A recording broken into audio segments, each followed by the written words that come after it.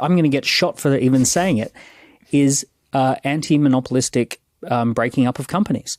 So, what they discovered about 100 years ago is that if you have a strategic monopoly or if you have a scale monopoly and they just break it up and they have to compete with each other, it's good for consumers, it's good for shareholders, it's good for everyone other than the person who owns the monopoly.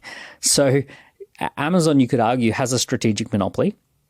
And you could say, look, you can't have AWS and Amazon because those two things are too well hedged against each other. It gives you a big strategic monopoly. You're going to have to spin out AWS and it has to stand on its own feet and compete on its own feet. You have to spin out Amazon. In fact, you're going to have to also break up Amazon Prime. And you can't have Amazon Basics and Amazon, the distribution center, because you've got too much of a strategic monopoly here.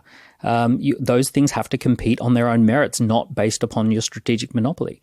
Now, what I've just said out loud is the most scary thing to the big companies. They do not want Google Maps, YouTube to all have to compete on their own. They want a well-hedged monopoly, which is called a strategic monopoly.